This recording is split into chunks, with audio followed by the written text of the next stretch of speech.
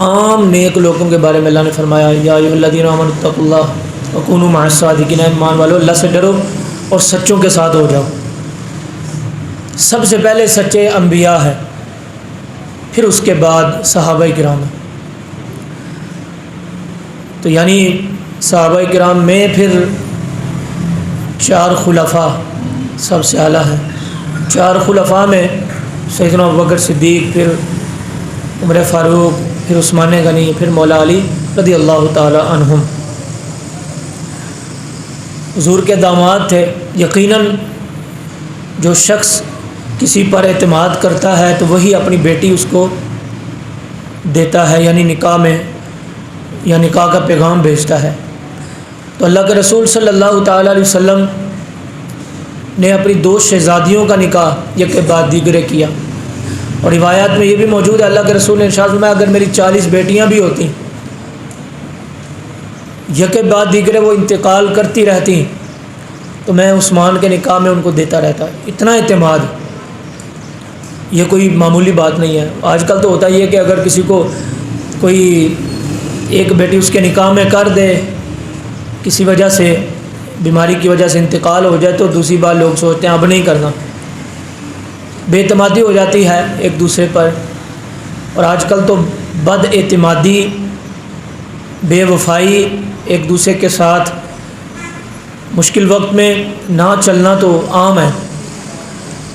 چھوٹی چھوٹی باتوں کے اوپر معاملات ڈسٹرب ہو جاتے ہیں، بعض اوقات بڑی باتیں بھی ہو جاتی ہیں، اور بعض اوقات تو آج کل کے حالات ایسے ہیں لوگ طلاق دے کر بھی ساتھ رہ رہے ہوتے ہیں۔ لوگوں نے سمجھا ہوا ہے یہ مولویوں کی باتیں ہیں۔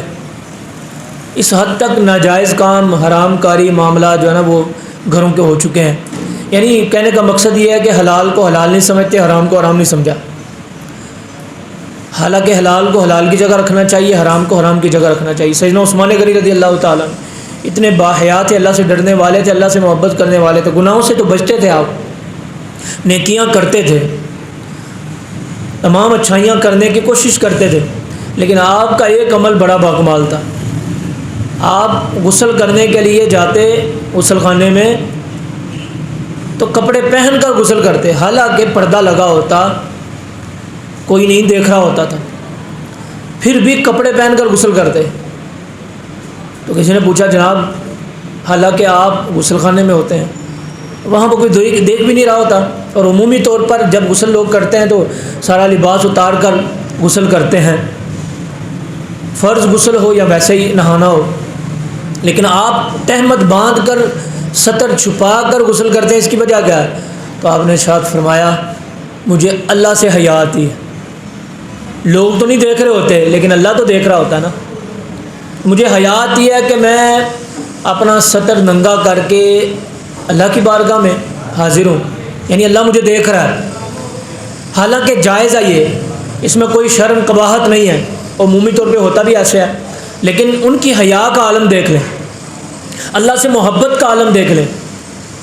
آج تو اللہ سے محبت دور کی بات، محبت تو اگلا سٹیپ ہے، اللہ کا خوف بھی نہیں ہے، اللہ سے ڈرتے بھی نہیں ہیں۔ ڈرنے کے بعد بندہ اللہ سے محبت کرتا ہے نا۔ اللہ کا خوف بھی نہیں ہے کہ میں یہ گناہ کر رہا ہوں، اللہ دیکھ رہا ہے، کل قیامت میں اللہ نے مجھ سے پوچھ لیا یا اللہ کا عذاب آ گیا تو کیا کروں گا۔ ہمارے قرب و جوار کے اندر معاملات ایسے ہیں۔ تو سیدنا عثمان غنی رضی اللہ تعالیٰ عنہ کی حیا کا عالم دیکھ لیں کہ آپ غسل خانے کے اندر بھی تہمت اتار کر غسل نہیں کرتے، اللہ سے حیا کرتے ہوئے، یعنی اللہ سے آپ کو اس قدر محبت تھی۔ اور قرآن نے یہ کہا لن تنالوا البر حتى تنفقوا مما تحبون وما تنفقوا من شيء فإن الله به عليم۔ ہرگز تم بھلائی تک نہیں پہنچ سکتے یہاں تک کہ وہ چیز راہ خدا میں خرچ کرو جس سے تم محبت کرتے ہو، جس سے تم الفت کرتے ہو، جس سے چاہت رکھتے ہو، جو تمہیں پسند ہے، اس کو اللہ کی راہ میں دو۔ وما تنفقوا من شيء فإن الله به عليم، اللہ فرماتا ہے جو تم خرچ کرتے ہو اللہ جانتا ہے۔ اس آیت کریمہ کو اگر سامنے رکھا جائے تو سیدنا عثمان غنی رضی اللہ تعالیٰ عنہ کی سیرت کو سامنے رکھا جائے تو بے شمار واقعات آپ کے احادیث کی کتابوں میں، تاریخ کی کتابوں میں منقول ملتے ہیں۔ جب مکہ سے مدینہ ہجرت کی، انسان کے لیے سب سے بڑا جینے کے لیے رزق ہوتا ہے، پانی ہوتا ہے۔ اگر یہ نہ ہو تو زندہ نہیں بندہ رہ سکتا۔ اور میٹھا پانی ہو یا کھارا پانی جو ہوتا ہے وہ پیا نہیں جاتا، ذرا بھی تھوڑی کڑواہٹ ہو پانی کے اندر بندے سے پیا نہیں جاتا۔ مدینہ پاک میں آئے، ہجرت کی، تو مسلمانوں کے لیے میٹھے پانی کا کنواں نہیں تھا۔ جو وہاں پر رہتے تھے ان کا تھا، اور وہ بھی درہم و دینار لے کر، اور یہ بھی ان کی مرضی، جس کو چاہیں دیں، پیسے لے کر بھی جس کو چاہیں دیں۔ اور جب مسلمان آئے تو مسلمانوں کے ساتھ ضد آ گئی یہودیوں کی، انہوں نے کہا نہیں، مسلمانوں کو تو درہم و دینار لے کر بھی پانی نہیں دینا۔ اللہ اکبر۔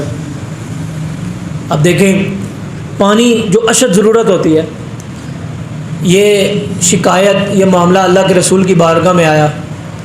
اللہ کے رسول پریشان ہوئے، تو اس وقت کہ جب مسلمانوں نے ابھی تازہ ہجرت کی ہے، کوئی بزنس بھی اتنا نہیں ہے، معاملات بھی ڈسٹرب ہیں، اپنے آپ کو کھڑا کر رہے ہیں معاشی لحاظ سے، گھر کی زندگی کے اور اس کے علاوہ معاملات کے اندر اپنے آپ کو کھڑا کر رہے ہیں۔ تو اب جب بندہ سٹینڈ ہو رہا ہو تو اس وقت کوئی کہے کہ لاکھوں روپے خرچ کر، مدد کر، تو اس وقت کوئی کہے یار مجھے پہلے سٹینڈ تو ہونے دو، بزنس چلنے تو دو، پھر مدد بھی کروں گا۔ اس وقت سیدنا عثمان غنی رضی اللہ تعالیٰ عنہ نے کنواں خریدا، اور اصل قیمت سے کئی گنا زیادہ قیمت دے کر اس کنویں کو خریدا۔ اور خرید کر یہ بھی کر سکتے تھے کہ میں پانی بیچتا ہوں، میں نے خریدا، میری مرضی ہے، آ کر پیسے دے پانی لے جائے، لیکن آپ نے اس وقت اعلان کیا یا رسول اللہ صلی اللہ علیہ وسلم، یہ کنواں آپ کا ہے، میں نے مسلمانوں کے لیے وقف کر دیا۔ تو مسلمانوں کو مشکل وقت کے اندر سہارا دینے والے عثمان غنی رضی اللہ تعالیٰ عنہ تھے۔ آج جو مرضی اٹھتا ہے وہ صحابہ کے بارے میں بکواس کرنا شروع کر دیتا ہے، اس کو یہ نہیں پتہ چلتا کہ حضور کی 2 بیٹیوں کا نکاح ان کے ساتھ ہوا، داماد رسول صلی اللہ علیہ وسلم ہے۔ غزوہ بدر میں اعزازاً حضور علیہ السلام نے عثمان غنی کو نوازا۔ پھر مدینہ پاک میں میٹھے پانی کا کنواں خرید کر دیا، پھر اس کے بعد مسجد نبوی کی توسیع کرنی تھی، انہوں نے جگہ خرید کر دی، دیگر صحابہ بھی تھے، یہ بھی شامل تھے۔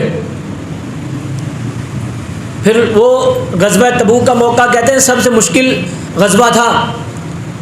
اس وقت مسلمانوں کو بڑی اشد ضرورت تھی، گرمیوں کا موسم تھا، کھجوریں ابھی کھجوروں کے درختوں کے اوپر لٹکی ہوئی تھی، کچی تھی، یعنی وہ ان کا بزنس یہی تھا کہ کھجوریں اتار کر بیچتے، پھر پیسے آتے، حالات ایسے تھے۔ اس وقت سیدنا عثمان غنی رضی اللہ تعالیٰ عنہ نے مسلمانوں کی مدد کی تھی، جس کا خلاصہ یہ کہ رسول اللہ صلی اللہ علیہ وسلم نے پھر ارشاد فرمایا تھا، عثمان آج کے بعد تو جو بھی عمل کرے اللہ کی بارگاہ میں تو مقبول ہے، اللہ نے تجھے بخش دیا، جنت تیرے لیے لازم کر دی ہے۔ تو پتہ کیا چلا، ہر مشکل وقت کے ساتھ سہارا دینے والے سیدنا عثمان غنی، اور آج 1400-1500 سال کے بعد جو مرضی اٹھتا ہے وہ صحابہ کو بکنا شروع کر دیتا ہے، صحابہ کی ذات کے بارے میں، اس کی کوئی اوقات نہیں ہے، اسلام کے لیے اس کی کوئی قربانی نہیں ہے، اسلام کے لیے کوئی وقت کی، کوئی مال کی، کوئی جان کی، کوئی ذرہ برابر بھی قربانی نہیں ہے، لیکن چائے کے پھٹے پہ بیٹھ کر دوستوں کے ساتھ یا کسی مجلس کے اندر بکواس وہ کر رہا ہوتا ہے۔ جن کی قربانیاں ہیں، جنہوں نے مشکل وقت میں پانی تک پلایا مسلمانوں کو، مشکل وقت میں کھانا تک کھلایا مسلمانوں کو، مشکل وقت میں مسجد نبوی کی توسیع میں ساتھ دیا، مشکل وقت میں غزوہ تبوک میں ساتھ دیا۔ سیدنا ابوبکر صدیق رضی اللہ تعالیٰ عنہ کا زمانہ تھا، قحط آ گیا، کھانے کے لیے کوئی چیز نہیں ہے، کہیں سے بھی نہیں آ رہی، تو آپ کو پتہ چلا، آپ نے منڈی کے اندر سارا سامان خرید کر سیدنا ابوبکر صدیق کو دے دیا، یہ لو مسلمانوں کے لیے کھلا دیں۔ تو آپ نے فرمایا اس کی قیمت کا اللہ مجھے اس کا اجر دے گا۔ یہ واقعات آپ کو تفصیلاً بھی عرض کر سکتا ہوں، لیکن خلاصہ عرض کرنا ہے کہ یہ وہ شخصیات ہیں جن کی قربانیاں ہیں، جنہوں نے قدم با قدم قربانیاں پیش کی، مسلمانوں کا ساتھ دیا۔ اور پھر آج کل تھوڑی باتوں کے اوپر لوگ کمپرومائز کر جاتے ہیں، کوئی بھی مسئلہ ہو۔ سیدنا عثمان غنی رضی اللہ تعالیٰ عنہ تقریباً 12 سال تک خلافت کے منصب پر فائز رہے۔ آپ چاہتے تو اپنی جان بچانے کے لیے کمپرومائز کر سکتے تھے، لیکن روایتوں میں آتا ہے 40 دن تک آپ کے لیے کھانا پینا بند کر دیا، آپ کے گھر تک کھانا پینا نہیں پہنچتا تھا۔ کربلا کے بارے میں ہم سنتے ہیں کہ کھانا بند کیا، پانی بند کیا، وہ ٹھیک ہے اپنی جگہ، لیکن اس سے پہلے ایک قدم پر یہ بھی بات کریں کہ سیدنا عثمان غنی رضی اللہ تعالیٰ عنہ کے لیے باغیوں نے کھانا پینا روک دیا تھا۔ مسلمانوں کے خلیفہ ہیں، طاقت پاس ہے، اشارہ کریں تو سب کچھ آ جائے۔ مولا علی شریف خدا رضی اللہ تعالیٰ عنہ اپنے دونوں شہزادوں کو ساتھ لے کر آپ نے سیدنا عثمان غنی رضی اللہ تعالیٰ عنہ کے گھر پر آئے، تلوار ہاتھ میں، کہا اے عثمان اگر آپ حکم دیں تو جو آپ کے دشمن ہیں ہم ان کا مقابلہ کرتے ہیں۔ تو سیدنا عثمان غنی کا ایک جملہ تھا، میں نہیں چاہتا کہ اللہ کے رسول کے شہر میں مسلمانوں کا خون بہے، میری جان جاتی ہے تو چلی جائے لیکن مسلمانوں کا خون نہیں بہنا چاہیے، کیونکہ اللہ کے رسول کا شہر ہے، اس کی عظمت بڑی اعلیٰ ہے، یہاں کا رہنے والا باسی جو ہے اس کی تھوڑی سی بھی مدد کرے تو اللہ کے رسول راضی ہوتے ہیں، تو اللہ کے رسول راضی ہوں تو اللہ راضی ہوتا ہے۔ آپ اندازہ کر سکتے ہیں، اس آج تو چھوٹی چھوٹی باتوں پر کمپرومائز کر لیتے ہیں، چلے اونچ نیچ کر کے یار اپنی جان بچاؤ، چھڈو پناہ کی کرنا ہے، لیکن سیدنا عثمان غنی نے کہا کہ نہیں، جو باغی مجھ پر حملہ آور ہیں، جنہوں نے میرے لیے کھانا پینا بند کیا، ان کا قتل نہیں ہونا چاہیے، کیونکہ اللہ کے رسول کا شہر ہے۔ پانی ان کے لیے بند کیا گیا جو وقت کے بادشاہ ہیں۔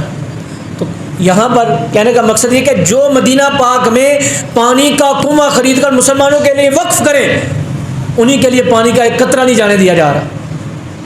جو قحط کے زمانے میں مسلمانوں کے لیے غلے کے دروازے کھول دیں، ان کے لیے کھانا نہیں جانے دیا جا رہا۔ جنہوں نے قرآن پاک کو جمع کیا، یاد رکھیے گا، قرآن پاک ہم جو پڑھتے ہیں سنتے ہیں، جیسے ہماری پنجابی زبان ہے، آپ یہاں اپنے علاقے میں ہیں تو بولنے کا انداز اور ہے، آپ فیصل آباد کی طرف چلے جائیں بولنے کا انداز اور ہے، پنجابی ہے، تھوڑا سا آگے چنیور جھنگ کی طرف چلے جائیں تو اور ہے، ملتان کی طرف چلے جائیں تو انداز اور ہے، تھوڑا سا آگے جائیں تو اور انداز چینج ہو جاتا ہے۔ زبان ایک ہے لیکن انداز آپ کو 10 سے زیادہ نظر آئیں گے، پنڈی کی طرف جائیں اور نظر آتا ہے۔ ایسے ہی عربی جو زبان ہے، اس کے میں آپ کو وہ لغت میں نہیں سمجھا رہا، آسان کر کے سمجھا رہا ہوں کہ عربی جو ہے نا، زبان عربی ہے لیکن اس کا بولنے کا انداز بھی علیحدہ علیحدہ، ٹھیک ہے۔ اب ہر علاقے والا اپنی زبان میں قرآن پاک پڑھتا تھا۔ اب دیکھیں مثال کے طور پہ میں اپنی علاقے کے لحاظ سے پنجابی بولوں گا تو دوسرے علاقے کو سمجھوں گا ایسا ہی نہیں بولنا میں، حالانکہ وہ اپنی جگہ صحیح بول رہا ہے۔ تو قرآن پاک عربی میں ہے، اور عربی بھی اسٹائل، اس کا بولنے کا انداز جیسے مصریوں کا علیحدہ ہے، سعودی عرب والوں کا علیحدہ ہے، دبئی والوں کا علیحدہ ہوگا، تو قرآن پاک بھی ایسے پڑھا جاتا تھا۔ سیدنا عثمان غنی رضی اللہ تعالیٰ عنہ نے کہا کہ ایسے تو خرابی آ جائے گی، خرابی اس طرح کہ جو سنے گا وہ سمجھے گا شاید غلط پڑھ رہے ہیں، وہ سمجھے گا یہ قرآن پاک کی تحریف کر رہے ہیں۔ تو آپ نے کہا کہ پھر کیا کرنا چاہیے؟ فرمایا کہ ایک سٹائل، ایک لہجہ رائج کر دو تاکہ پوری دنیا کے اندر اسی لہجے میں قرآن پڑھا جائے، کوئی یہ نہ سمجھے کہ قرآن کی تحریف کر دیا، قرآن کو بدل دیا۔ اب پوری دنیا کے اندر آپ دیکھیں قرآن پاک کو ایک ہی انداز سے پڑھا جاتا ہے، حالانکہ عربی بولنے کا انداز ہر علاقے کا اپنا اپنا ہے، جیسے ہماری زبان کا ہے۔ انہوں نے کہا کہ ایک لہجے میں رائج کر دو تاکہ کوئی تا قیامت کوئی یہ نہ کہے کہ یہ غلط پڑھا جا رہا، کیونکہ ہم اجمی لوگ ہیں، ہمیں کیا پتا۔ تو آپ نے وہ جو قرآن پاک کی جو کتاب ہے، آپ عربیوں کو دیکھ رہے ہیں وہ بھی ایسے ہی پڑھتے ہیں، مصریوں کو دیکھیں گے وہ بھی ایسے پڑھتے ہیں، دیگر جو عرب ممالک وہ بھی ایسے پڑھتے ہیں جیسے ہم پڑھتے ہیں، وہی انداز ہے، حالانکہ وہ اپنی عربی اور طرح سے بولتے ہیں، اپنی زبان وہ اور طرح سے بولتے ہیں۔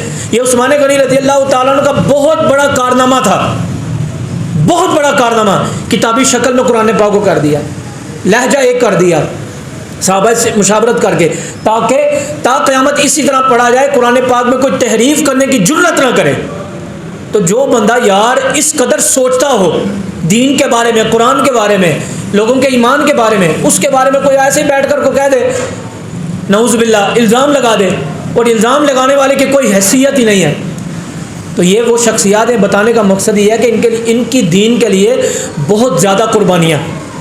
بس اسی پوائنٹ کو اگر دیکھیں کہ جس بندے نے جب مدینہ پاک میں حضور نے ہجرت کی، چند لوگ تھے، جس بندے نے اصل قیمت سے کئی گنا زیادہ میٹھے پانی کا کنواں مسلمانوں کو خرید کر دیا اور فری میں کہا پانی پیو، آخری ٹائم اسی بندے کے لیے پانی بند کر دیا جائے، اور شہر بھی وہی ہو، لوگ بھی وہی ہوں، اور لوگوں کو پتہ بھی ہو، آپ تھوڑا سا اندازہ نہیں کر سکتے. باپ کہتا نا میں وہی ہوں کہ جس نے جوانی کے اندر تمہارے لیے دھوپ کے اندر، گرمی کے اندر، سردی کے اندر تمہارے لیے کمایا، لیکن آج تم مجھے دوائی بھی نہیں پوچھتے. تو عثمان غنی نے تقریر کی تھی وہاں پر جب آپ کی شہادت سے پہلے آپ نے کہا تم یاد کرو کہ میں وہ ہوں جس نے میٹھے پانی کا کنواں خرید کر دیا، میں وہ ہوں کہ جس نے غزوہ تبوک کے موقع پر ایسے ایسے مدد کی تو پھر اللہ کے رسول نے فرمایا آج کے بعد اللہ نے اے عثمان تم پر جنت واجب کر دی ہے، کوئی بھی عمل کرے. تمہیں یاد نہیں ہے کہ جب ابوبکر صدیق کا زمانہ تھا میں نے ایسے تمہاری مدد کی تھی، آپ نے یہ چیزیں یاد کروائیں اور تم لوگ مجھے قتل کرنے پر آئے ہو. اور مزے کی بات سیدنا عثمان غنی رضی اللہ تعالیٰ جب کچھ آپ کو شہید کیا گیا نا، یہ باغی آپ کی چھت کے اوپر سے آئے تو آپ قرآن پاک پڑھ رہے تھے، پہلا پارہ، اور قرآن پاک کی آیت ہے فَسَيَكْفِيكَهُمُ اللَّهُ، بس اللہ ہی کافی ہے. اس کا خلاصہ یہ ہے اللہ ہی کافی ہے. اسی آیت کریمہ کے اوپر آپ کا خون کا قطرہ گرا. اور جس رات جب آپ شہید ہوئے تو ایک رات پہلے آپ بیان کرتے ہیں مجھے اللہ کے رسول خواب میں تشریف لائے اور حضور فرما رہے تھے عثمان میں تیرا انتظار کر رہا ہوں. اگلے دن آپ کو شہید کر دیا گیا. یار یہ شخصیات ناپنے تولنے والی نہیں ہے. یہ شخصیات وہ نہیں ہے کہ تم یہاں پر بیٹھ کے ان کے بارے میں تبصرہ کرو. یہ وہ شخصیات ہیں ان کا نام لے کر اللہ کی بارگاہ میں دعائیں مانگا کرو. یہ وہ شخصیات ہیں ان کا نام لے کر اللہ کی بارگاہ میں پریشانیوں سے نجات مانگا کرو. یہ وہ شخصیات ہیں ان کا نام لے کر اللہ کی بارگاہ میں مشکلوں کا حل مانگا کرو. تبصرے کرتے ہیں، ناپتے تولتے ہو. یار کوئی ترازو دنیا کا ہے ایسا کہ جو کسی صحابی کے ایک عمل کو بھی تول سکے؟ دنیا کا کوئی ترازو نہیں ہے. تمہاری کیا اوقات کہ تم آج بیٹھ کر صحابہ کے بارے میں بکواس کرتے ہو؟ کوئی دنیا کا ترازو، ایک عمل. حضور نے ارشاد فرمایا میرے صحابی ایک جو کا دانہ، ایک روایت میں ہے کہ ایک مٹھی برابر اگر وہ صدقہ کرتے ہیں، ساری دنیا کے لوگ ہم سب مل کر ساری دنیا کو صدقہ کر دیں تو میرے صحابی کے ایک مٹھی برابر جو کے برابر بھی نہیں ہو سکتے. آپ اندازہ کر سکتے ہیں پہاڑ سونا بن جائیں، یہ زمین دولت بن جائے، آسمان سے پیسہ جو ہے نا نیچے اترے، ہر چیز صدقہ کر دیں. فرمایا میرے صحابی کے مٹھی برابر جو صدقہ کرنے کے برابر نہیں ہو سکتی پوری دنیا کی دولت، اور تم یہاں پر ناپ توڑ رہے ہو.